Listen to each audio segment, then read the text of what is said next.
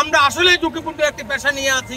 আমরা এই সত্যের পক্ষে কথা বললেই আমাদেরকে হুমকি খেতে হয়, হুমকির মধ্যে পড়তে হয়। কিন্তু আজকে যে ইস্ট ওয়েস্ট মিডিয়া হাউসে যেভাবে হামলা করা হয়েছে, হাউসের কি অপরাধ? যদি কোনো ব্যক্তির অপরাধ থাকে, তার বিরুদ্ধে সুনির্দিষ্ট অভিযোগ থাকে, তার বিরুদ্ধে মামলা হতে পারে। কিন্তু একটি প্রতিষ্ঠানে হামলা করে কি নিদর্শন দেখাতে চাচ্ছেন? বিগত সরকারের নিদর্শন আবারও এই স্বাধীন তত্ত্বাবধায়ক স্বাধীন অন্তর্বর্তীকালীন সরকারের আমলে কে দেখাচ্ছে, কেন দেখাচ্ছে?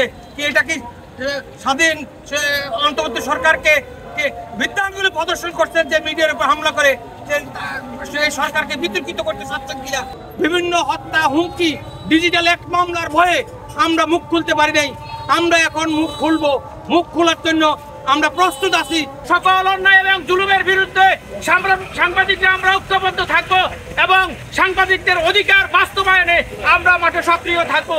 আজকে বাংলাদেশে যারা যখন সাংবাদিকতাকে বিভক্ত করেছে, আমরা তাদেরকে নিন্দা জানাই। আগামী দিনে যারা এই নতুন বাংলাদেশের স্বপ্ন দেখছে, এই নতুন স্বাধীনতার মাধ্যমে নতুন বাংলাদেশ গড়ার শপথে যারা ঐক্যবদ্ধ, তাদেরকে অনুরোধ করবো, আসুন আমরা সাংবাদিক, রাজনৈতিক নেতৃত্ব, সামাজিক নেতৃবৃন্দ সকলে মিলে একটি নতুন বাংলাদেশ গড়ার শপথে শপথবদ্ধ হয়। এই জাতিকে আগামী দিনে একটি সুন্দর বাংলাদেশ করার দিকে আমরা এগিয়ে যাই। যখন অন্তর্বর্তী সরকার গঠনের পর স্থিতিশীল পর্যায়ে রয়েছে, ঠিক তখনই গণমাধ্যমের উপরে হামলা চালিয়ে দুষ্কৃতকারীরা এই সরকারকে চ্যালেঞ্জ ছুড়ে দিয়েছে। তাহলে দুষ্কৃতিকারী, এইসব ষড়যন্ত্রকারী যারা, তাদেরকে অনতিবিলম্বে চিহ্নিত করে আইনের আওতায় এনে তাদের বিচার নিশ্চিত করার দাবি জানাচ্ছি আজকের মানববন্ধন থেকে। এবং সাংবাদিকদের ঐক্যবদ্ধভাবে আগামীতে আরো কঠোর কর্মসূচি গ্রহণ করা হলে সেই কর্মসূচিতে অংশগ্রহণের দাবি জানাচ্ছি। এরকম একটি ঘটনা আমরা মেনে নিতে পারি না।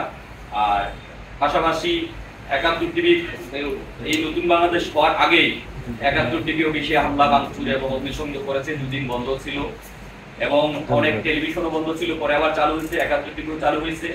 এবং এই যে মত প্রকাশের যে বাধা, আমরা নতুন বাংলাদেশে এরকম আশা করি না। তবে এই কালের কণ্ঠ, তারপর হচ্ছে যে নিউজ 24 এবং বাংলাদেশ প্রতিদিন, এই অফিসে যে হামলা হলো, এই হামলার তীব্র প্রতিবাদ জানাই। দুর্নীতিবাজ যারা লুটেরা, তাদের বিরুদ্ধে বেশি এবং গণমাধ্যমকে যারা কন্ট্রোল করে দীর্ঘদিন, তাদের বিরুদ্ধে আমরা লিখেছি। কিন্তু আমরা দেখেছি এই অন্তর্বর্তীকালীন সরকারের কাছে গত এক সপ্তাহের মধ্যে গণমাধ্যমের কন্ট্রোল আরো বেশি রোধ করা হয়েছে। সারা বাংলাদেশে যে ঘটনাগুলো করেছে, এই ঘটনার সাংবাদিকরা ফাটাতে সাহস করে নাই, অনেক চ্যানেল ভেঙে দিয়েছে এবং নিউজ গেলে ওই নিউজও তারা প্রচার করে না ভয়ে। এবং সর্বশেষ অন্তর্বর্তীকালীন সরকারে বসার পর এখন তাদের একটা স্থিতিশীল পরিস্থিতির ভিতরে গতকালকে যে ন্যাক্কারজনক ঘটনা করেছে, 7টি মিডিয়া হাউস একসাথে এবং তাদের শত শত কর্মীর উপর হামলা করেছে, 20টা গাড়ি ভাঙচুর করেছে। আমরা এটা তীব্র নিন্দা জানাই, প্রতিবাদ জানাই এবং সারা বাংলাদেশে সকল মিডিয়া এবং সাংবাদিকদের ঐক্যবদ্ধভাবে এটার প্রতিবাদ প্রতিরোধ করার জন্য আমি আহ্বান জানাই।